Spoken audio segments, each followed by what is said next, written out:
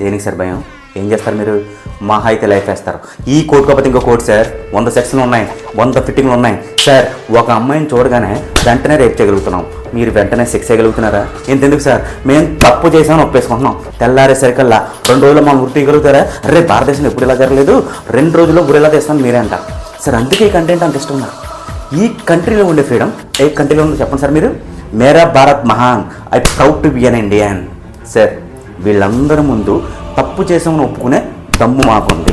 తెల్లారేసరికల్లా మమ్మల్ని అందరినీ ఉరి తీసే దమ్ము మీకుందా? వాదోపవాదములు అయిన తర్వాత ఆ నలుగురు తప్పు చేశామని ఒప్పుకోవడం లేదు కాబట్టి వారిపైన విచారణ కొనసాగించాలని పోలీసు వారిని ఆదేశిస్తూ, ఇతగాడు మాత్రం తప్పు చేశానని ఒప్పుకుంటూ తెల్లారేసరికల్లా మమ్మల్ని ఉరి తీసే దమ్ము ఉందని కోర్టునే సవాల్ చేస్తున్న కారణంగా అతన్ని తెల్లారేసరికల్లా ఉరి తీయవలసిందిగా ఆదేశిస్తూ జడ్జిమెంట్ ఇవ్వడం జరుగుతుంది.